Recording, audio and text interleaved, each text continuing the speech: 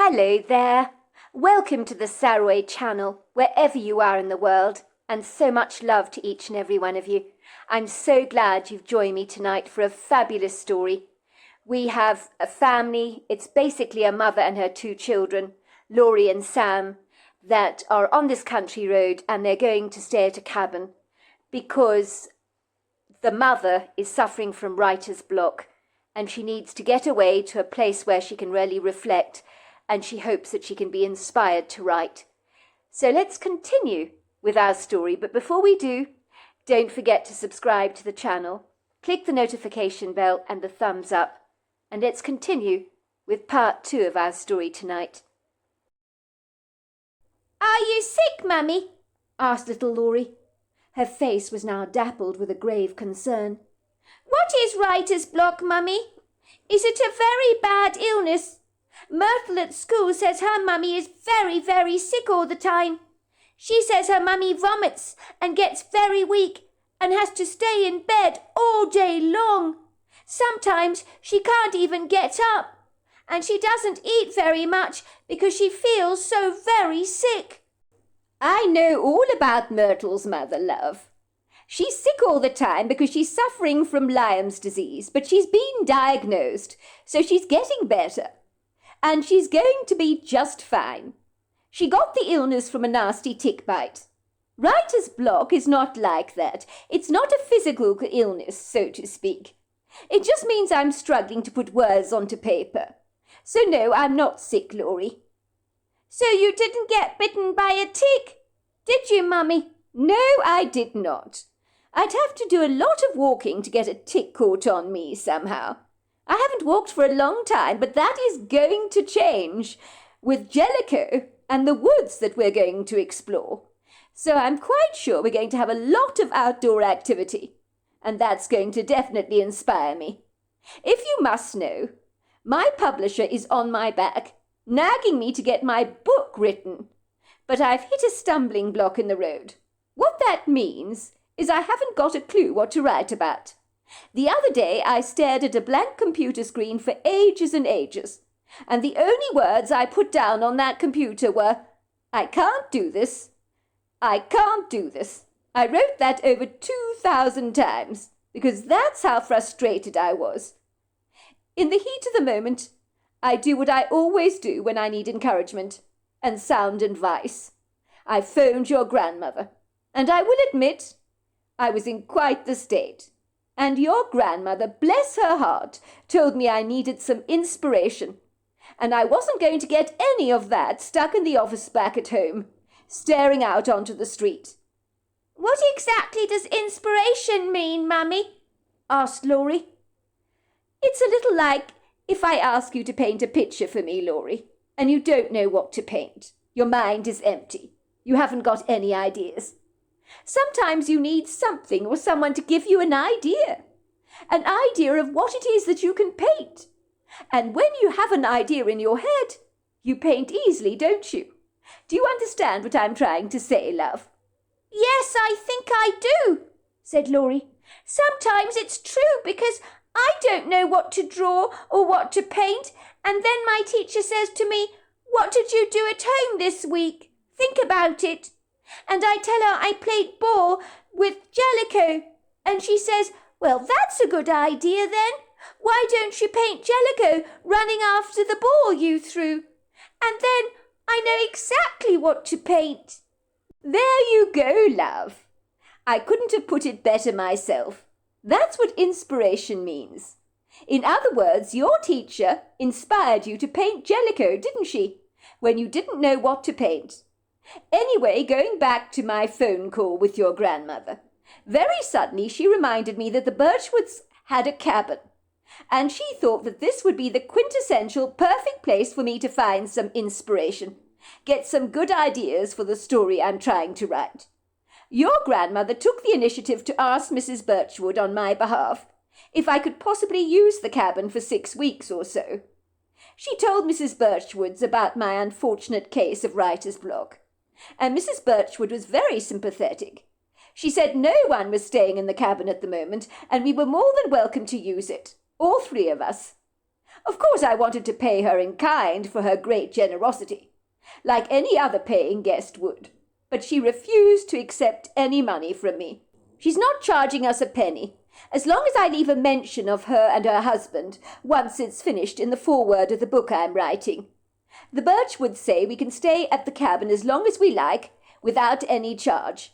But of course I do have to pay for the services of their cleaner, come au pair, that we will be hiring. The young lady called Hilda McFeece, I believe the name is. But why will the cabin get rid of your writer's block?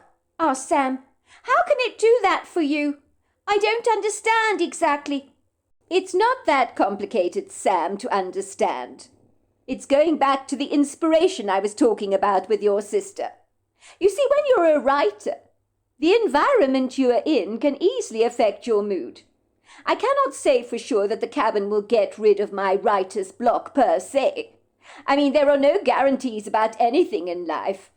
Suffice to say, your grandmother emphatically believes that if I'm swaddled by the pretty views of the natural world and this part of Alberta, which is close to the town of Canmore, well, it might inspire my creative juices. And let's not kid. I know you cannot see it at the moment, but this part of the world is absolutely idyllic. Once the rain finally stops and the sun comes out, you'll get the full measure of how stunning your new environment is, and you'll see exactly what I'm talking about. It's not unheard of, Sam, you know, for writers to go off on writing retreats to idyllic, very magnificent parts of the world, so that they are gainfully inspired to write. And many artists, poets, and writers alike have come here to Alberta, to the Rocky Mountains, to places like Lake Louise, to do just that. It's taken us 5 days of travel to get here, with many stops along the way, and you've been very good passengers. So I'm hoping this long journey would have been worth our while. But only time will tell about that. The 4-roomed office back at home, with its rather bland walls, I'm afraid doesn't do very much for me. And there are all the distractions to boot we get at home, from the postman, Mr. Ross, who never stops yabbering away about his wife's new hair salon.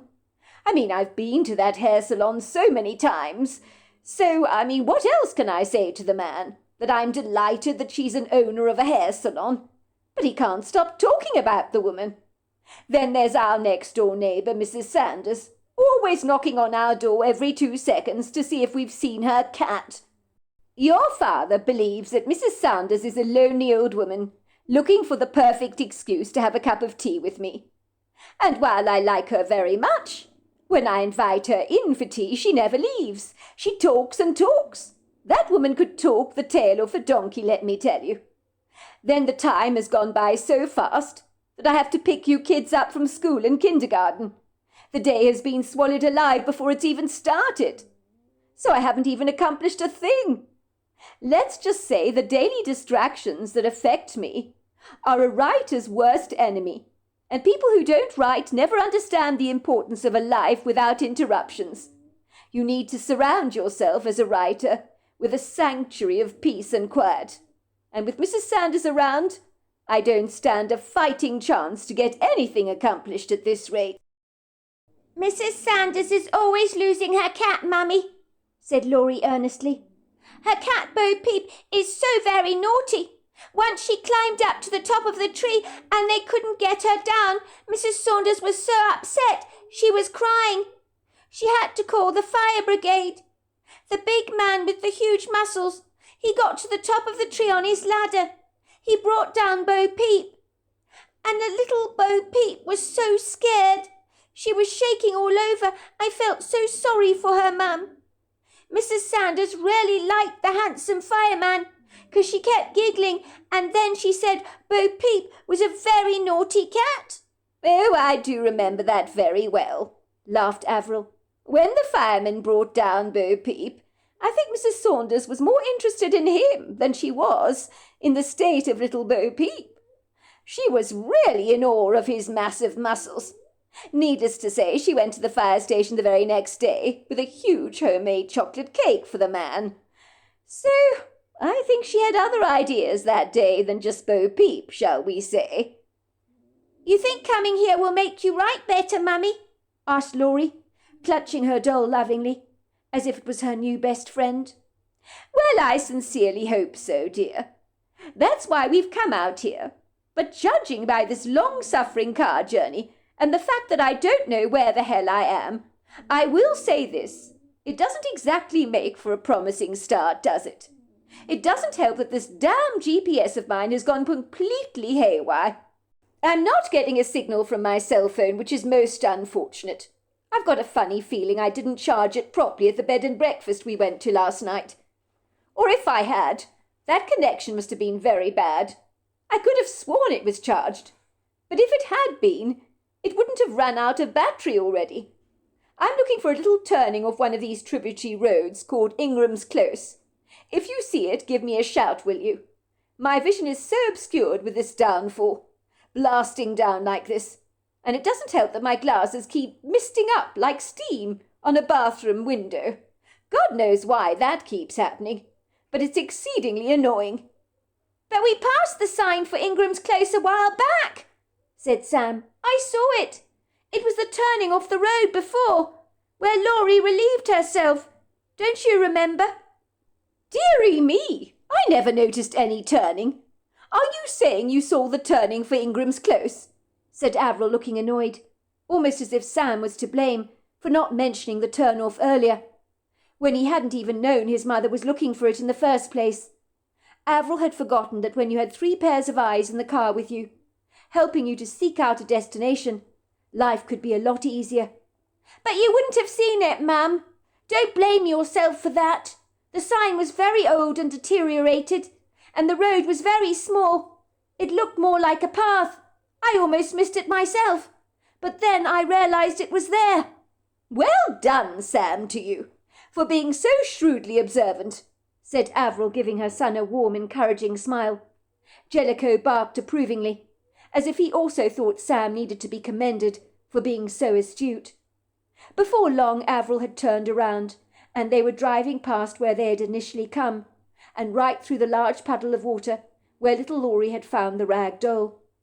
And then, just as Sam had described, an obscure sign with an arrow pointing to the left could be clearly seen, and it read Ingram's Close. I can't believe I missed that turning, said Avril, sighing with relief, as she swiveled the steering wheel around and made the turn down the long windy road that initially looked more like a footpath than a road, but finally it widened. When Avril reached the end of the road, which was like a faint squiggle on a map that you could barely notice, she took an abrupt turn to the right, and there she could see the sign for Birchwood Cabin, which was so clearly marked she'd never have missed it. She turned around to smile warmly at her children. I do believe our luck is finally changing. I think we've hit pay dirt. And look, the rain has stopped, she said, her face suddenly brightening. Isn't it so typical, she said.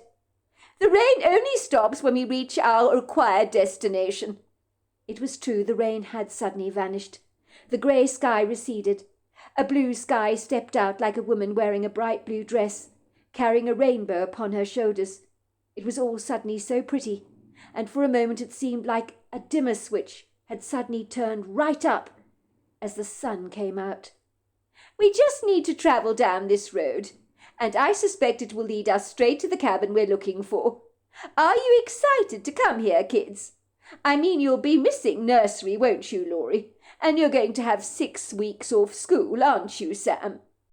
And every kid likes getting time off school, don't they?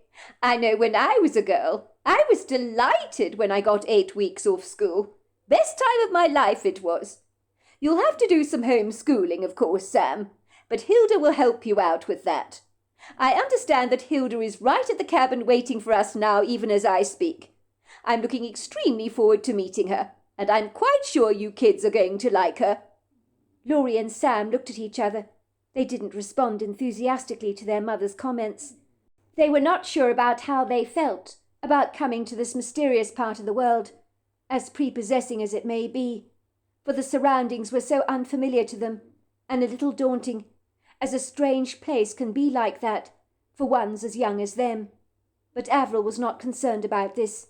She knew all too well that her children had extraordinary resilience, like most children do, and after 6 weeks spent here, she was most sure they probably wouldn't even want to return home. But she knew her husband Francis, known to his friends as Franco, was not remotely impressed that they would be gone for so long. Avril quickly shut her eyes. Her eyelashes flickered as she tried to abruptly push away the memory of her husband's anguish when she told him that they were leaving Toronto for 6 weeks. He had been so upset by that revelation, and the way he'd watched them turn out of the driveway that morning, 5 days prior, well, he'd looked like an abandoned puppy that had been left behind to fend for himself. Avril knew, of course, that Franco hated being on his own. He was very much a family man, who enjoyed spending time with his wife and children, and she didn't know how he'd cope without her. She rather suspected for the next 6 weeks or so he'd be living on tins of tuna, toast and baked beans, as Franco didn't have a clue how to cook for himself, and she knew he'd feel desperately lonely without the family around. Still, she thought, he could get some of his odd jobs he'd put on the back burner for so long done, including painting the rusty old letterbox. Avril knew, of course, that she'd miss her husband Franco desperately, as much as he'd likely miss her. But sometimes a break from your spouse made you appreciate him or her all the more. And what was wrong with that? Of course she felt intrinsically guilty, leaving Franco behind. But she knew that this book wasn't going to write itself by magic. And remaining in Toronto, with its daily distractions, sucking the life out of her imagination, would mean that her writing would become all but redundant. She had definitely needed this escape. She had to leave the rat race of Toronto behind her, the daily hustle and bustle of life, and seek out a quieter, more serene sanctuary for the rebirth of a dying imagination. But convincing her husband Franco of this had certainly not been easy. "Must you go, love? I don't understand why you need to do this. You've never up and left our home before, for the purposes of writing. So why now all of a sudden?" "I don't expect you to understand, Franco. But you're not a writer, are you? Nobody understands what writers go through every day when they try to find ideas for their novels. I'm struggling to get words onto my computer, and you have no idea what I mean when I talk about struggling. I've been staring at a space in front of my computer screen for ages, not knowing what the hell to write, and it can't go on like this. I have deadlines to worry about." "But you're normally so good at writing. Everything flows with you freely like a spring of water. What's the problem now? Why is this happening to you?" "I don't know, Franco. I don't have any ideas. And it doesn't help that Cheryl Burberry is on my back every 2 minutes, asking me how the book is coming along. That's making the pressure all the more worse for me. I met up with her last week at the coffee shop on 4th Street. You know, the one with the beer barrels of flowers on the outside, and all the stunning hanging baskets. "Yes, I know the one," said Franco. "They make a very good Mississippi mud pie, they do." "Well, you should have seen her, Franco. She was so eager to find out what my next thriller was about. She was like a hawk standing over a meaty carcass. She wanted to get to the nuts and bolts of my story. I've been lying to her, Frank, lying to my own publisher. I haven't got the heart to tell her that at the moment I'm like a cow that you can't milk, because nothing is coming out. There is no milk, no cream, no butter. How can I tell her that I'm dried out and parched like a barren old desert without a drop of water around? I told her, of course, that I'd be sending her a synopsis of my book in due course. I mean, what else could I say? I had to make it up as I went along. But then I'm good at that because I normally have a good imagination. So I was good at duping her and putting her off, but I can only do that for so long. I've received advance payments for this book from her, and I have to complete it soon. I can't tell her that I just can't think of a damn thing to write. It's my imagination. It's completely shut down, Franco. Nothing is flowing. Do you know what that feels like for a writer? It's absolutely devastating." "This is not like you, love. Not the Avril I know. You're normally inspired by wild ideas, and you can't stop writing. Sometimes I can't even keep up with your wildly inventive mind. I know it's not like me, and this is incongruous for me, but I think I might be suffering from burnout. My mother thinks I need some inspiration to jog up the enthusiasm inside of me. She got in touch with the Birchwoods. You know the Birchwoods, the woman with the pink hair. Well, they say I can use their cabin in Alberta for 6 weeks or so, in the hope that I'll get my inspiration back. Many writers, Franco, they need a change of scene very often. Some writers regularly do it, and I believe it really helps them, with their writing. And so I'm going to give it a bash. I've never done something like this before, but why not try something different? I'll take the kids and Jellicoe with me. We'll be gone for 6 weeks. I hope you don't mind us abandoning you like this, Franco, but I need to do this. I need to give myself a chance to get back on track again, or I'll be left behind. And I really don't want to have to confess to my publisher that I was lying and deceiving her all along. And if I stay here, that's what's going to happen, and that's going to be incredibly humiliating for me. You're going for 6 weeks, love. That's a long time to be away. I mean, I'll come home every night to a dead house without any life in it. It's going to be a hell of a miserable for me. I'll call you regularly, love. I really will keep in touch, but I've got to get this book written. You need to understand how important this is for me. Avril had not felt good about herself when she'd seen her husband's sorry face fall, as if he was masking a silent scream within him that was surreptitiously begging her to stay with him. But Avril had followed her gut instincts, even though she hated upsetting her husband like this. She knew remaining at home in Toronto and staring at those 4 walls of her study, while being constantly bombarded and interrupted by an annoying next-door neighbour, Mrs. Sanders, who always appeared to be looking for little Bo Peep, her wayward cat, was not going to help her any time soon get her book written. Avril cast every thought of her husband away, knowing full well that dwelling on the fact she was leaving him behind for the next 6 weeks or so would make sleep for her not come easily at night, for she would ultimately be rudely plagued with a guilty conscience, and that would be another roadblock that would stifle her ability to write, and she couldn't have that happen. Franco would be fine on his own, she assured herself.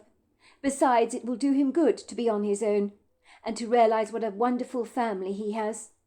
For after all, absence makes the heart grow fonder. Avril began to concentrate on the road ahead of her. The trip to this intriguing part of the world had been exhausting, to say the very least, especially with 2 rambunctious, wilful kids sitting in the back of her car that had long since tired out of playing I Spy, and were becoming increasingly frustrated by being stuck on the road for the last 5 days or so, along with her beloved, devoted dog Jellicoe, who also had not fully appreciated being trussed up in a car for so long. Avril needed her writing companion, of which Jellicoe was the very best, for he would adoringly lie at her feet when she wrote her stories at the computer, and was the companion she could not do without. She was sure coming here may be an opportunity to inspire her creativity. She could take long walks in the woods with Jellicoe at her side, and in the evening happily watch the sunset over the horizon. And while the day seeped into night, eventually a burgeoning dark sky would invite the twinkling stars and pearly moon to coronate the night sky with their resplendence. And Avril loved staring up at the Milky Way and watching the stars that she knew were hundreds of millions of light years away from planet Earth. Hopefully something inside Avril would click into place, so that an idea for her story would be easily sparked, as out here in the Alberta wilderness she'd have plenty of time to herself, especially as she had Hilda at hand, who would be around to relieve her of the responsibility of taking charge over her children. Avril's white SUV somewhat apprehensively rolled down the driveway at an even pace, reflecting the tightening in her chest, for she was suddenly clouded with tenebrific feelings of doubt, wondering if having come here was a grievous mistake after all. But it was too late for her to change her mind now, for they were a long way away from Toronto. The rugged driveway was rather jiggly, So many stones on the rugged path were pinging against the underbelly of her car, but she ignored them. Finally, a little charming 2-story Hansel and Gretel wooden cabin, made of a deep honey-coloured wood, came into sight. That was hugged magnanimously on all sides by a very stylishly designed wraparound porch. On the top floor there were balconies that overlooked the mountains from a great height, and Avril was sure that they offered the most sensational views for miles around of the Alberta countryside. The mountain ranges were spectacular. They were exquisite in every sense of the word, grabbing your undivided attention, for they were a sight that you could not ignore. The mountain peaks, somewhat haphazardly, but very purposefully, bustrated their way up into the sky. Like majestic signatures, they were covered in fine snow that glistened and twinkled in the afternoon sun, like white gloss. The lower part of the mountains were covered with a thick leafy green foliage from all the trees. One of the mountains dipped into an undulating hilly valley that was like an extensive rockery, richly peppered with a kaleidoscope of flowers in every imaginable colour known to man. It was absolutely breathtaking, and even Laurie's words were, "Mummy, the cabin is ever so pretty, and the views are really nice. I think I'm going to like staying here after all." "It is lovely, isn't it, dear?" said Avril, suddenly feeling revitalised and refreshed, almost as if the weight of the entire world had suddenly been lifted off her shoulders, and she felt infinitely lighter. Maybe coming here hadn't been such a bad idea after all. She was thinking over all this and proceeding to park her vehicle in the carport next to the cabin, when very suddenly the cabin door boldly swung open, and a young woman came dashing down the steps very eagerly of the wraparound porch. She was wearing 2 blonde braids on either side of her face, along with a big smile. She came sashaying towards their car, as if she was meeting up with a long-lost relative that she hadn't seen in a decade. Her rambunctious enthusiasm could have easily rivaled or outperformed an overexcited Jack Russell Terrier. The first thought in Avril's mind was she couldn't remember a time in her life when anyone had looked this pleased to see her. This must be Hilda McFree, she thought to herself, the young lady that had come to her so highly recommended by the Birchwoods, who had great faith in the young lady's integrity, and insisted that she kept their cabin in immaculate condition, and oversaw the needs of all their guests that had stayed at the cabin over the years. Hilda McFree appeared out of breath by the time that she reached the car, which wasn't remotely surprising, for she had charged towards them like a rhino on steroids, although she was far too elegant and delicate of stature to be described as such. The young woman's white face was flushed bright pink, but she seemed so enthusiastic to see Avril. That appeared to have set Jellicoe off, like a spark of fire being thrust over dry wood and igniting it. He was barking excitedly, beating his big tail against the seat, as if he could barely contain his ebullience, for the young woman's tangible excitement was extremely infectious for him. It would seem even Sam and little Laurie were not immune to this warm reception. Jellicoe was an impressionable dog, of course, who could pick up people's moods very easily, and he could discern all kinds of scents not even discernible to a human being, but the scent of optimism had sent him into a wild frenzy. Avril climbed out of her car, looking somewhat bemused to see this young face staring up at her with wide glossy eyes, as if she was a Queen of Sheba or someone else of notable importance that had suddenly arrived on the scene, and it looked as if Hilda was about to roll out a red carpet for her. "You must be Hilda McFree. It's very good to meet you," said Avril, feeling somewhat self-conscious by the rather baffling, enthralled, overawed look in Hilda's face that was slightly bewildering to say the very least. "It's very kind of you to meet us like this. Jellicoe, please get down. Please stop, Jellicoe. Behave yourself, will you?" She watched Jellicoe embarrassingly leapfrogging towards the young lady and almost knocking her over to her feet in his unbridled enthusiasm to greet this very excitable stranger that probably reminded him of some of his furry companions at the doggy park. "I'm sorry about my dog," Avril apologised profusely. "I'm afraid he's been cooped up in the car for so long, so I guess he's ecstatic to finally be able to run free around here. I guess he can do lots of exploring without being limited to our small backyard back in Toronto, and believe me, when I say small, it's very small. I think he picked up your rather upbeat energy, which I guess he's not used to seeing in human beings. At the doggy park, he sees that kind of energy all the time, but not among human beings. So you've definitely made a friend out of him." "Well, I'm glad to hear that. But don't apologise for your dog. He's so lovely," said the young lady, getting down onto her haunches and enveloping Jellicoe into a big, open, friendly hug. She stroked his golden fur gently, while she rubbed her face against him, all the while her jubilant smile refused to leave her face. Jellicoe looked as if he'd died and gone to heaven, for he loved being fussed over like this.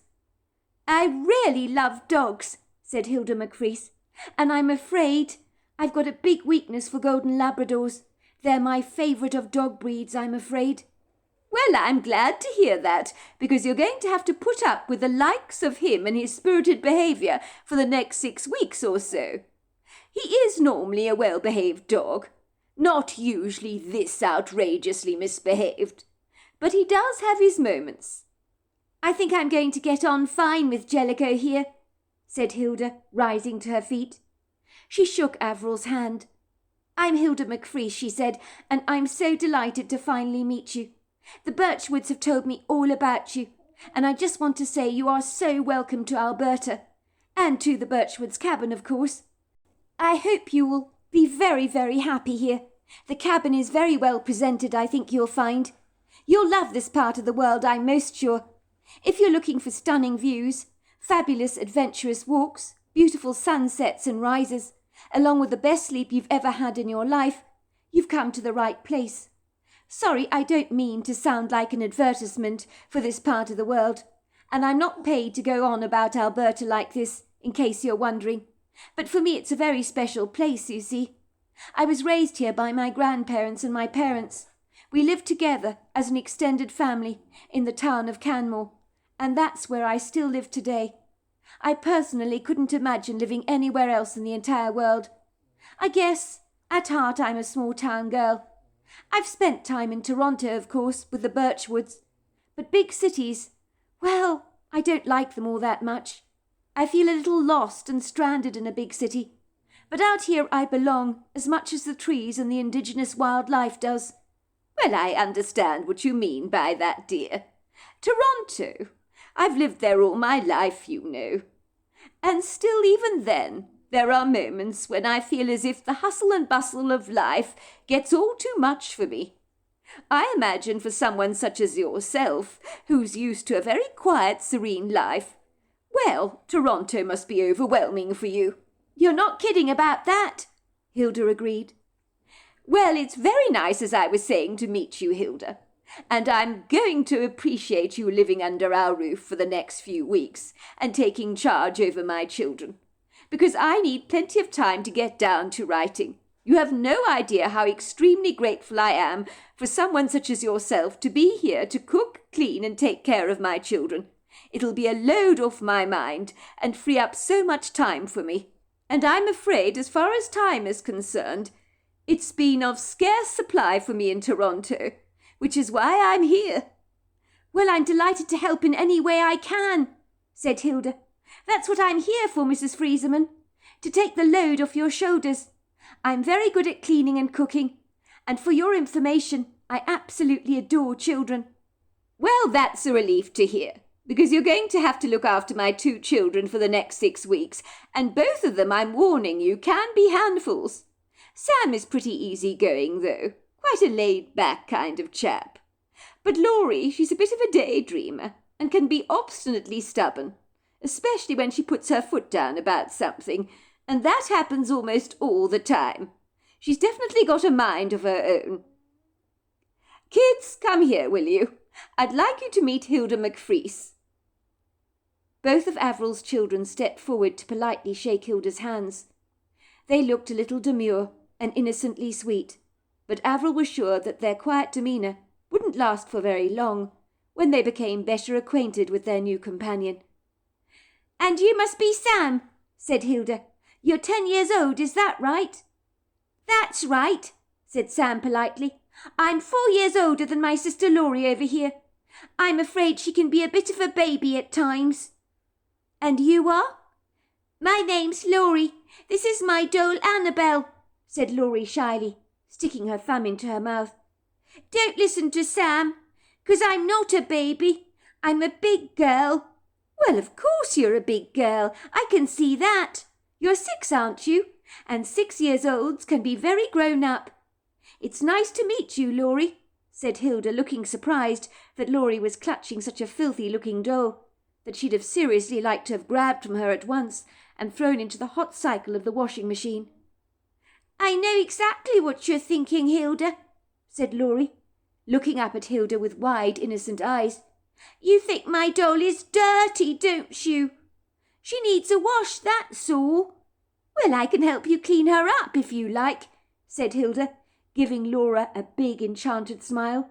"She needs a good wash, you're right, and then she'll be so much better, won't she?" Hilda finally turned her attention away from Avril's children. Her bright shining eyes were looking at Avril, as if she thought Avril was some kind of major celebrity, and for a moment Avril felt distinctly uncomfortable. She hated it when people gave you that adoring look. "I can't believe I'm meeting you in the flesh," said Hilda quite suddenly. "I know who you are, but only by your pen name, or shall we say your nom de plume. I never knew authors still had pen names like Charlotte Bronte did. I think her pen name was Carabelle or something like that," she said, her voice lowering to a muted whisper. "I think Charlotte Bronte's was a prettier name, don't you think?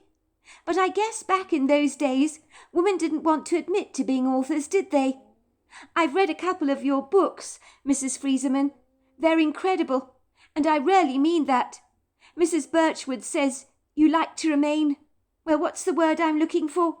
Anonymous. And she's right, I do like to remain anonymous," said Avril, completing the young woman's sentence. "Do you mind me asking why, Mrs. Frieseland? Let's just say if I wrote like you, I'd want everyone in the whole wide world to know my name. I'd be happy to have my face splashed across every back cover of my books, and my name in lights wherever I went.